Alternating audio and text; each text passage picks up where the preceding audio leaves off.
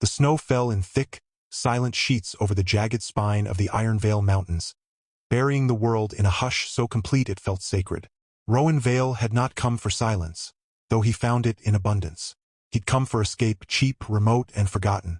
The realtor had called it a fixer-upper with character, which Rowan now understood to mean barely standing, probably haunted, and definitely not up to code.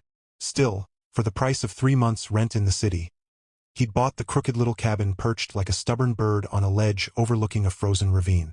Its wooden beams groaned under the weight of decades, its windows clouded with frost and grime, and its roof sagged as if sighing in resignation. But it was his, or so he thought. He'd spent the first week hauling firewood, patching holes in the walls with duct tape and hope, and cursing the ancient stove that coughed more smoke than heat. On the 8th morning, exhausted and half-frozen, Rowan trudged back from the woodpile, boots crunching through fresh powder, when he noticed something impossible.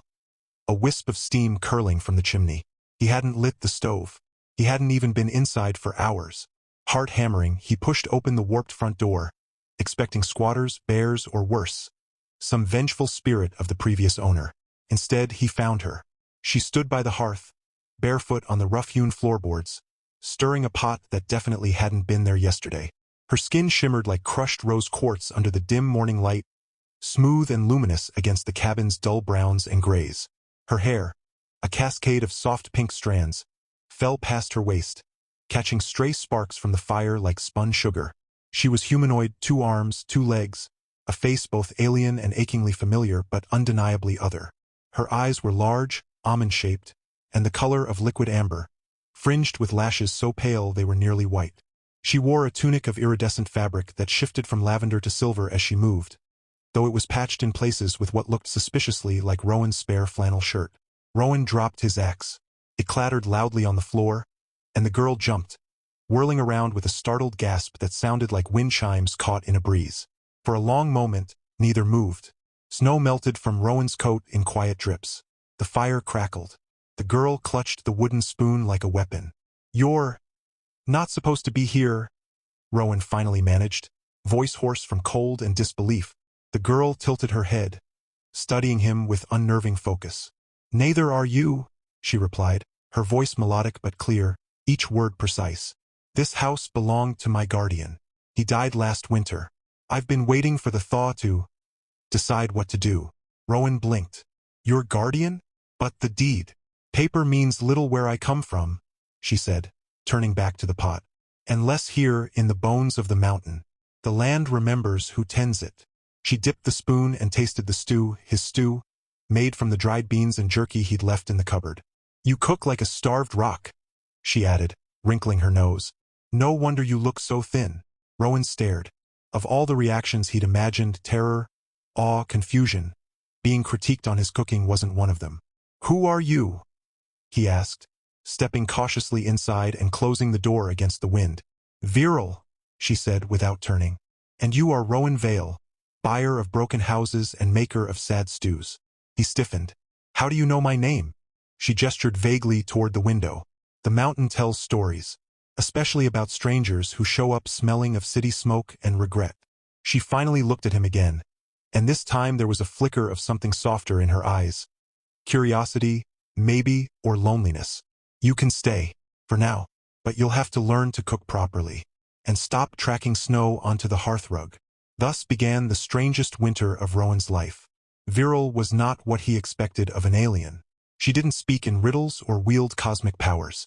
She chopped wood with terrifying efficiency, sang to the icicles that formed on the eaves, and argued passionately about the best way to layer kindling.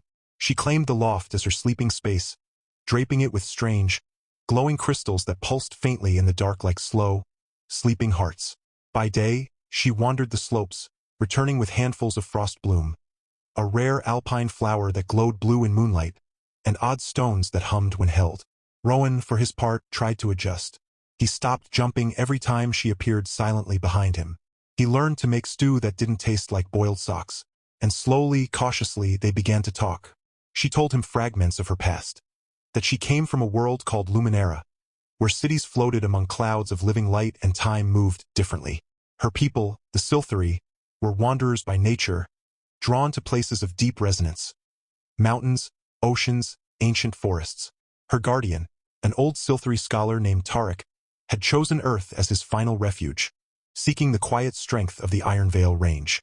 When he passed, Viral had stayed, bound by grief and duty, waiting for a sign. "And now you're here," she said one evening, poking the fire with a stick. "Maybe that's the sign." Rowan snorted. "I'm hardly a cosmic omen. More like a guy who got tired of his boss yelling at him through a headset." Viral smiled. A rare, full smile that made her whole face glow. "Omens come in many forms. Sometimes they wear flannel and burn toast." Their days settled into a rhythm. Rowan repaired the cabin's worst leaks. Viral showed him how to weave moss into insulation that held heat like a dream. He taught her how to use the ancient radio he'd found in a closet. She taught him to listen to the wind for changes in the weather. They argued over whether stars were beautiful or just distant furnaces. She laughed at his fear of heights. He teased her for talking to the ravens that perched on the roof. But beneath the easy companionship, tension simmered. Viral often grew distant, staring at the sky with an expression Rowan couldn't read. And then there were the nights when the crystals in the loft flared bright, casting long, trembling shadows across the walls, and Viral would vanish into the storm without a word, returning hours later soaked and shivering, refusing to say where she'd been.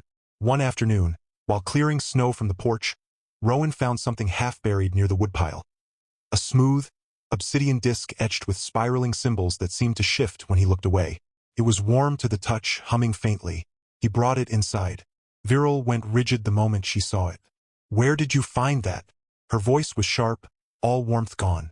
"Outside, near the east stump." She snatched it from his hand, her fingers trembling. "You shouldn't have touched it." She strode to the hearth and tossed the disc into the flames. It didn't burn. Instead, it glowed white-hot, and a low, resonant tone filled the cabin, vibrating in Rowan's bones. "What was that?" he demanded. "A beacon," she whispered, eyes wide with fear. "They've found me." Before Rowan could ask who they were, the ground shook. Not an earthquake, something sharper, more focused. A deep, metallic groan echoed from the ravine below, followed by a sound like tearing steel.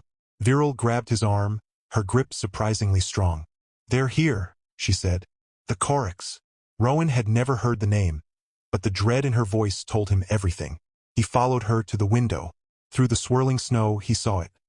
A ship, sleek and black as a shark's tooth, hovering just above the treeline on the far side of the ravine. It made no sound, but the air around it shimmered with unnatural heat, melting the snow in a perfect circle below. "The Korax hunt my people," Viral explained, her voice tight. "They believe our life essence, the inner light, can extend their own lives. Tarek hid us here for a reason. But that beacon, someone must have planted it before he died." Rowan's mind raced. "What do? "We run," she said. "Or we fight." "I don't have a spaceship," he pointed out dryly. "You have this mountain," she said, turning to him with sudden intensity. "And I have you." Before he could process that, the ship fired. A beam of crimson energy lanced through the air, striking the ridge above the cabin. Rock exploded outward, showering the slope in debris. The blast knocked Rowan off his feet. Viral yanked him up, pulling him toward the trapdoor in the floor. The root cellar Tarek had dug into the mountainside. "Down!" she ordered. They scrambled into the darkness just as another blast hit the cabin. Wood splintered. The roof caved in. Snow and smoke poured down the ladder behind them. The cellar was cramped and cold, lined with shelves of preserves and strange glowing fungi. Viral pressed her palm against the far wall, murmuring words in a language that sounded like water over stones. A section of rock slid aside, revealing a narrow tunnel. "Tarek's escape route," she said. "It leads to the Heart Cavern." Rowan didn't ask what that was. He just followed her into the dark. The tunnel twisted deep into the mountain, lit only by the soft glow of Viral's skin and the occasional phosphorescent lichen. Behind them, the sounds of destruction grew louder, metal footsteps crunching on snow, guttural voices barking orders in a harsh, clicking tongue. "They're scanning for life signs," Viral whispered. "We have to move faster." Rowan's lungs burned. His legs ached, but he kept going, driven by fear and something else. A fierce, protective anger. This was his home now, too. And Viral, she wasn't just some alien girl. She was the one who'd laughed at his terrible jokes, who'd shared her last piece of dried fruit, who'd sung to the wind when she thought he wasn't listening. The tunnel opened into a vast cavern, its ceiling lost in shadow. In the center, suspended in midair, floated a massive crystal, translucent, pulsing with a soft pink light that matched Viral's skin. Veins of the same energy ran through the walls, turning the stone into a living network of light. The heart of the mountain, Viral breathed. Tarek attuned it to luminary resonance. It's the reason we could hide here. As if summoned by her words, 3 figures appeared at the tunnel entrance. Tall, armored in black carapace-like suits, their faces hidden behind smooth, featureless masks. Korak's hunters. They moved with predatory grace, energy rifles raised. "Surrender the Silthery," one hissed, the voice distorted by a translator. "The human is irrelevant. He will be erased." Rowan stepped in front of Viral. "Over my dead body." The lead hunter tilted its head. "A simple arrangement." Fired. Rowan braced for impact, but Viral shoved him aside and raised her hands. The heart crystal flared. A wave of pink energy erupted outward, throwing the hunters back against the walls. The cavern trembled. Cracks spiderwebbed across the stone. "They're too strong," Viral gasped, her skin dimming. "The heart is old, weakened." Rowan looked around desperately. Then he saw it. A narrow ledge along the cavern wall, leading to a fissure in the ceiling. "There. Can we climb out?" "No time," she said. "But maybe we don't need to." She turned to the heart, placing both palms on its surface. Her body began to glow brighter, her hair lifting as if caught in an invisible current. "Tarek taught me one last thing," she said, voice echoing strangely. "The heart doesn't just hide us. It can awaken." "What does that mean?" Rowan yelled over the rising hum. "It means the mountain remembers," she said, and smiled sadly. "And it fights back." She poured her light into the crystal. The effect was instantaneous. The entire cavern lit up like a sunrise. The veins in the walls blazed. The ground heaved. From deep within the mountain came a sound like 1,000 bells ringing at once. Above, the Korak's ship listed violently as the ridge it hovered over began to fracture. Boulders the size of houses tumbled into the ravine. The hunters in the cavern screamed as the walls closed in around them, stone flowing like liquid. "Rowan, go!" Viral cried, her form flickering. "The fissure. It leads to the surface." He hesitated. "Not without you. I have to hold it," she shouted. "Go. Now." Tears stung his eyes, but he obeyed, scrambling up the ledge. Behind him, the cavern collapsed inward, sealing the Koraks and Viral beneath tons of rock. He burst out onto the mountainside just as the Korak's ship, crippled and smoking, veered away into the storm. The snow fell harder, as if the mountain itself was weeping. Rowan collapsed to his knees, gasping. The cabin was gone. The ravine was choked with debris. And Viral, he stayed there for hours, numb with cold and grief, until the storm began to ease. That's when he saw it. A faint pink glow, deep within the newly formed rockfall. And then, impossibly, a hand reached out from the rubble. He dug like a madman, tearing at stone with bare hands until he uncovered her. Viral was pale, her light dimmed to a faint ember, but she was alive. Her eyes fluttered open. "You came back," she whispered. "You didn't give me a choice," he said, pulling her into his arms. She laughed weakly, the sound like distant chimes. Stubborn human. In the days that followed, they rebuilt. Not the cabin, there was nothing left of it, but something new. Using stones from the collapse and timber salvaged from the wreckage, they constructed a sturdier shelter near the Heart Cavern's entrance. Viral wove her glowing moss into the walls. Rowan rigged a stove that actually worked. They planted frostbloom along the path. The Koraks did not return. Whether they'd been destroyed or simply driven off, neither knew.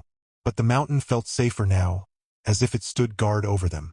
One evening, as they sat by the fire sharing a pot of, finally, decent stew, Viral looked at Rowan with those luminous amber eyes. "I thought I was waiting for a sign," she said softly. "But maybe I was just waiting for you." Rowan reached across the fire and took her hand. Her skin was warm, her pulse steady. Outside, the first stars pricked through the clearing sky. "I'm glad I bought this broken-down house," he said. She smiled. It wasn't broken, just waiting to be loved. And in that moment, with snow falling gently beyond the window and the heart of the mountain humming softly beneath their feet, Rowan knew he was exactly where he was meant to be. Not escaping the world, but finally finding his place in it. with a pink-skinned girl from the stars who cooked better than he did and believed in omens that wore flannel. Winter deepened, wrapping the Iron Veil Mountains in a crystalline hush that felt both protective and deceptive. Rowan and Viral settled into their new rhythm, patching walls by day, sharing stories by firelight at night. But peace, they were learning, was never more than a temporary guest in places touched by the extraordinary. Viral's strength returned slowly. The heart of the mountain had drained her, not just of energy but of something deeper. A fragment of her inner light she called Silthra, the essence that connected her to Luminera. Without it, she said, she couldn't return home even if she wanted to. Not that she seemed eager to leave.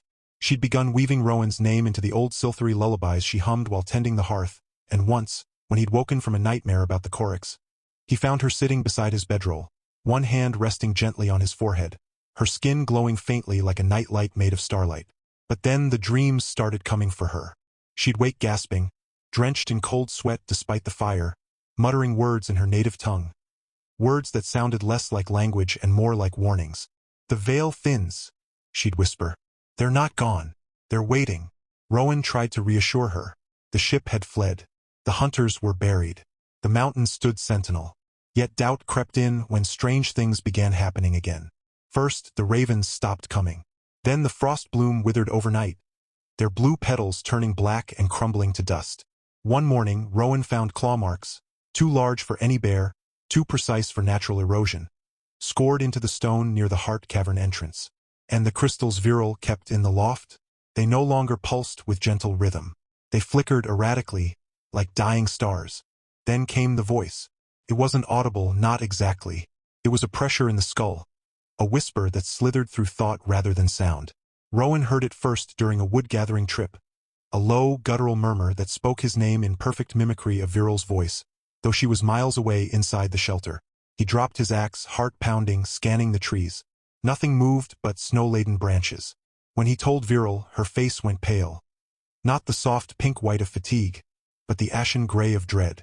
"They're using resonance mimicry," she said, pacing the small room. "The Corax don't just hunt with weapons.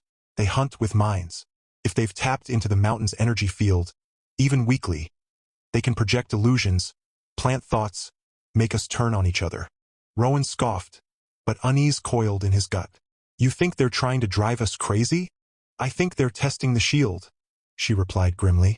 "The heart sealed them out, but not completely. Something got through. A fragment. A scout." That night, Rowan dreamed he found Viral standing over him with a knife made of ice, her eyes hollow, her mouth moving without sound.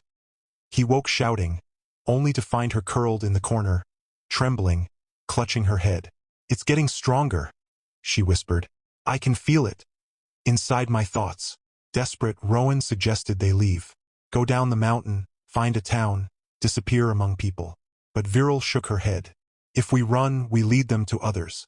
And without the heart's resonance, I'll fade faster. This mountain isn't just hiding us. It's keeping me alive." So they stayed, and prepared. Viral taught Rowan how to read the energy veins in the stone, how to sense disturbances in the mountain's hum. He learned to recognize the false stillness that preceded a psychic intrusion, the way the air grew heavy before the whispers came. He carved wooden charms based on silthery sigils she drew in the dirt, hanging them over doorways and windows. They weren't magic, she explained, but they grounded intention, like mental armor. For a while it worked. Then, on the longest night of winter, the storm returned. Not of snow, but of silence. The wind died. The fire dimmed though the wood was dry. Even the crackle of burning logs ceased. In that unnatural quiet, the voice came again. This time not mimicking Viral, but Rowan himself. "She's lying to you." He was outside, checking the perimeter, when it slithered into his mind. Clear, cold, convincing. She knew the beacon was there. She let you find it. She needed the Corax to come, to finish what Tarek started. Rowan froze, breath fogging in the still air. "Shut up," he muttered. "Ask her why Tarek really died. Ask her what the heart truly is." Inside the shelter, Viral appeared in the doorway, wrapped in furs. "Rowan? What's wrong?" He turned, searching her face. Her eyes were wide, honest, full of concern. But the voice coiled tighter in his skull. "She's draining you. Your warmth. Your will.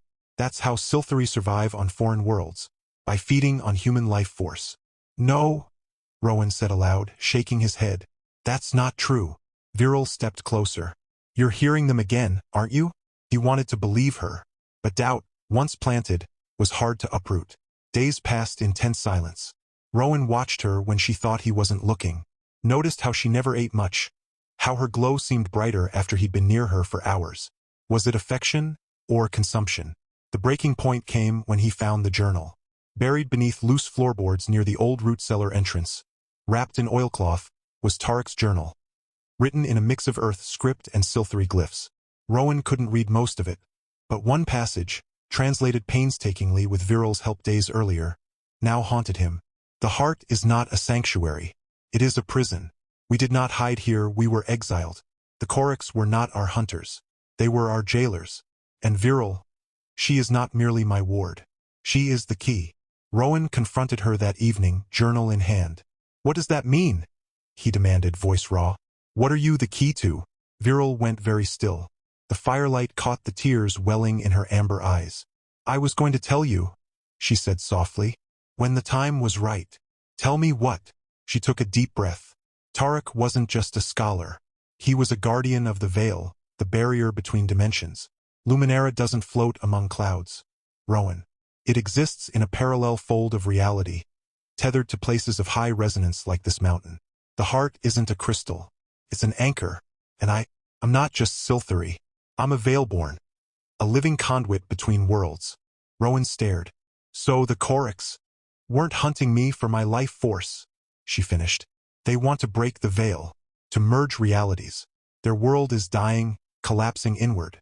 They believe if they control a Veilborn, they can tear open the anchor points and flood their essence into ours, into countless others.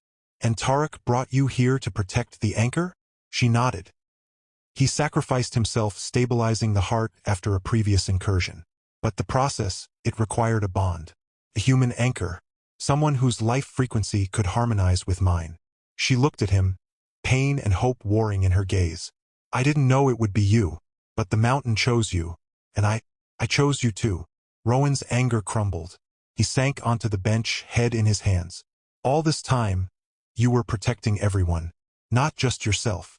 Yes, she whispered, and I'm sorry I didn't tell you sooner. I was afraid you'd see me as a weapon, or a burden. He reached for her hand. You're neither. You're Viral. She squeezed his fingers, her skin warm, her light steady. Then trust me now, because they're coming back. Not with ships, not with hunters. They've found another way. As if summoned, the ground trembled, not from above, but from below. A low, rhythmic thudding echoed through the stone, like a heartbeat growing louder. The energy veins in the walls flared crimson instead of pink. Outside, the snow began to rise. Not blown by wind, but lifted by an invisible force, swirling into spirals that formed symbols in the air. The veil is thinning, Viral said, rising. They're not attacking the mountain. They're waking it. What do we do? Rowan asked, already pulling on his coat. We don't fight them, she said, eyes blazing with resolve. We awaken the heart fully, but it needs two anchors now, Silthery and human. Together, they raced to the heart cavern. The entrance had reformed, smooth and seamless, but Viral pressed her palm to the stone and sang. A wordless, soaring melody that made the rock ripple like water. Parted, revealing the chamber beyond. But the heart was changing. Its pink glow had darkened to violet at the core, pulsing erratically. Tendrils of shadow writhed along its surface, and the air smelled of ozone and burnt metal. At its base, the ground cracked open in jagged lines, leaking a viscous black substance that hissed where it touched snow. They've infected it, Viral breathed. From the other side. Before Rowan could respond, figures emerged from the shadows. Not Koraks in armor, but twisted reflections of themselves. A version of Viral with blackened skin and hollow eyes. A version of Rowan with cold, dead eyes and a smile too wide. Illusions, or something worse. Don't look at them, Viral cried, grabbing his arm. They feed on fear. She dragged him toward the heart. Place your hands on it. Now. Rowan obeyed, pressing his palms against the warm, vibrating surface. The moment he did, agony ripped through him. Not physical pain, but a tearing sensation in his mind, as if his memories, his very self, were being unraveled. He saw flashes. His childhood home burning. His mother's face dissolving into static, Viral turning away from him forever. You don't belong here, the false Rowan whispered from behind. She'll leave you. Everyone does. No, Viral shouted, her voice cutting through the noise. She placed her hands over his, her light flaring so brightly it burned away the shadows. Hold on to me, Rowan. Remember the stew. Remember the ravens. Remember the snow falling on your face the first time you saw me. Her words anchored him. He focused on the real, her warmth, her scent like frost bloom and pine, the sound of her breathing. Together, they poured their will into the heart. The cavern exploded with light. Pink and gold energy surged outward, purging the black tendrils, sealing the cracks, silencing the false voices. The shadow figures shrieked and dissolved into smoke. The mountain groaned, then stilled. Silence. Then, a new sound. A deep, resonant chime, pure and clear, echoing from the peak to the valley. The heart was whole again, stronger. Viral collapsed against Rowan, exhausted but smiling. We did it. But as they turned to leave, something glinted in the newly healed stone floor. A shard of obsidian, identical to the beacon Rowan had found weeks ago. Only this one bore a fresh symbol. A spiral within a circle, pulsing faintly. Viral's smile faded. That's not Korik's. Then whose is it? Rowan asked, dread returning. She picked it up carefully. This is Luminari. High Council sigil. Her voice dropped to a whisper. They've found me too. Rowan's blood ran cold. Your own people? They were supposed to be extinct, she said, after the sundering, but if they're here, it means the veil is failing everywhere. Not just here. She looked at him, her amber eyes filled with sorrow and determination. Rowan, I have to go back. Not to Luminera, but to the Nexus, the source of all anchors. If the High Council survived, they might know how to repair the veil permanently. And if they don't? He asked quietly. Then I'll have to become the new anchor, she said. Alone. He grabbed her shoulders. Not alone. You said it yourself, the heart needs two. Human and Silthery. So where you go, I go. She started to protest, but he cut her off. No arguments. You're stuck with me, Viral. Bad stew and all. For the first time in days, she laughed. A real, bright sound that made the crystals in the cavern shimmer in response. Outside, the snow had stopped falling. The sky cleared, revealing a sky so full of stars it looked like spilled salt on velvet. And there, near the horizon, a new light pulsed, soft, pink, and steady. Not a star, a signal. Their journey wouldn't end in the mountains. It would begin there, and somewhere beyond the veil, in realms unseen and skies unknown. The fate of two worlds, and the fragile bond between a human man and a pink-skinned alien girl, would decide whether either survived at all. The signal in the sky didn't fade. Pulsed like a heartbeat. Steady, patient, calling. Viral studied it for 3 nights straight, wrapped in furs on the ridge above their shelter, her amber eyes reflecting its pink glow. Rowan watched her more than the sky, noting the way her fingers trembled when she traced the sigil of the High Council in the frost. The quiet grief in her voice when she whispered names he didn't recognize. Names of mentors, siblings, friends lost in the sundering. The cataclysm that had shattered Luminera's connection to the veil centuries ago. They shouldn't be alive, she murmured one evening, her breath curling in the cold air. If they are, maybe there's hope. Rowan sat beside her, shoulder to shoulder, the silence between them warm despite the freezing wind. Then we answer the call. She turned to him, eyes wide. It won't be like walking down the mountain, Rowan. The Nexus isn't a place you reach by foot or plane. It exists at the convergence of all anchor points, here on Luminera and dozens of other worlds. To get there, we'd have to step through the heart itself. And once we do, there's no guarantee we can come back. He met her gaze without flinching. You once told me the mountain chose me. Maybe it didn't just choose me to fix a roof or make decent stew. Maybe it chose me to stand beside you when it mattered most. Viral's lips trembled. Then, slowly, she leaned her head against his.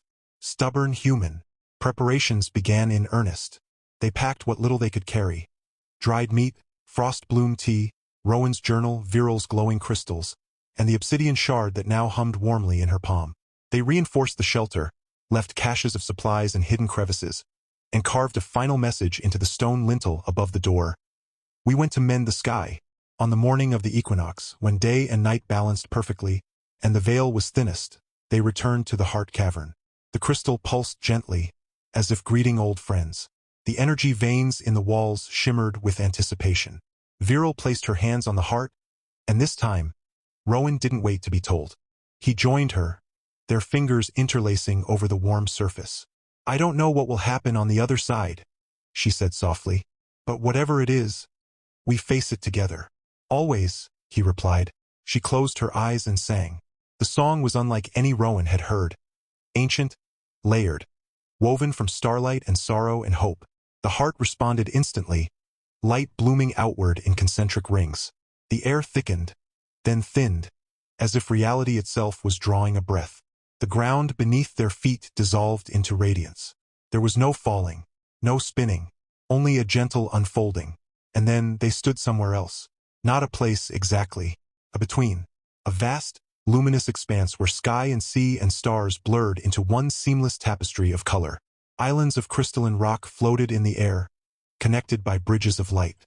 In the distance, a city shimmered, not built of stone or steel, but of living resonance, its towers shaped like spiraling galaxies, its streets humming with soft music. Luminera, or what remained of it.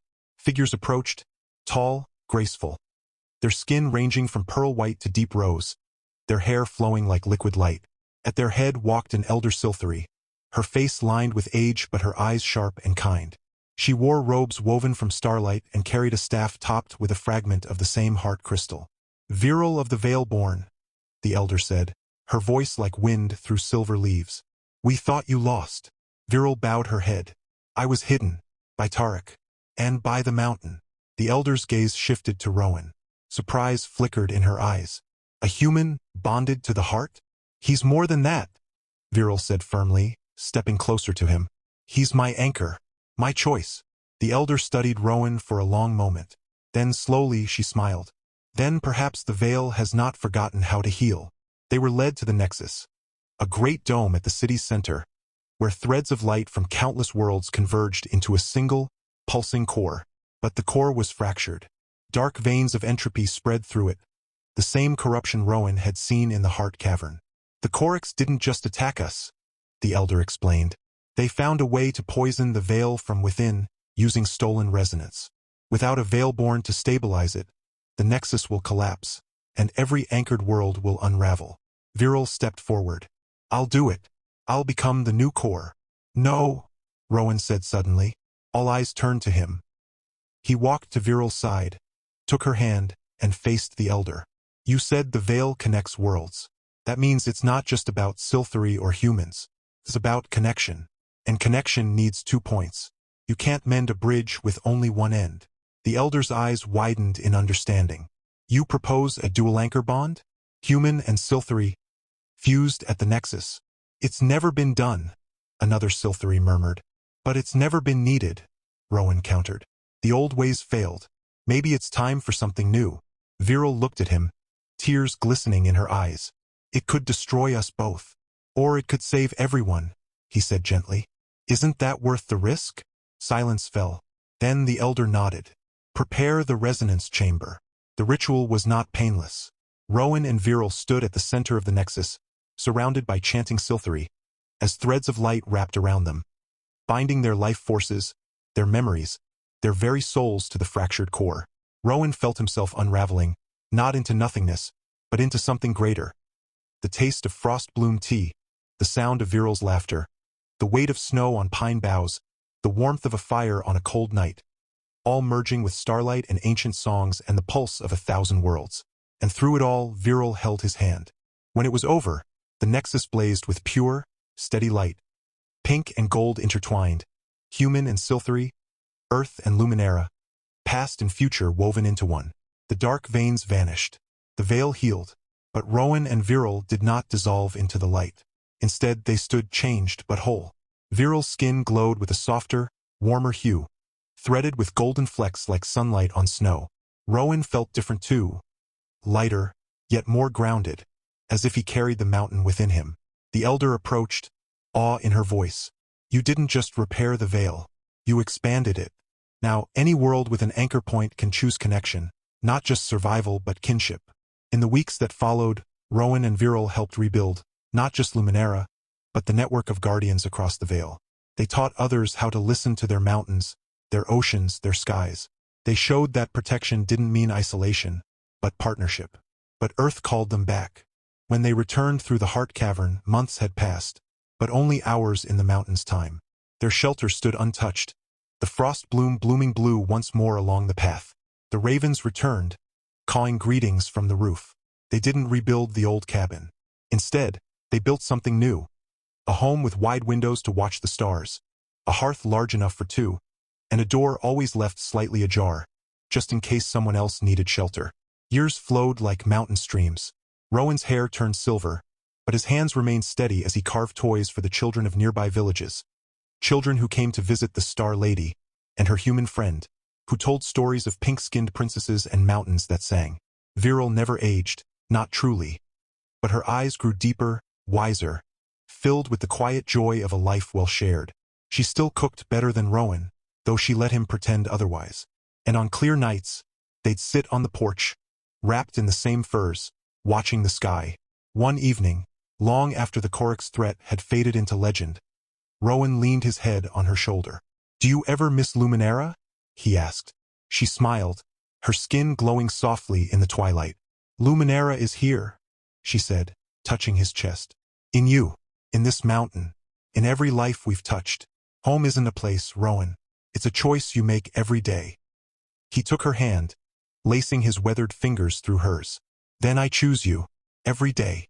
And high above, the stars burned bright. Not as distant furnaces, but as neighbors, friends, kindred lights in a universe that, thanks to a stubborn human and a pink-haired alien girl, had learned to care for one another. The snow fell gently, blanketing the Iron Vale Mountains in peace. Inside the warm shelter, the fire crackled, the stew simmered, and two souls, different in origin, united in purpose, rested easy, knowing they had not only saved their worlds, but built something even rarer, a love that mended the sky.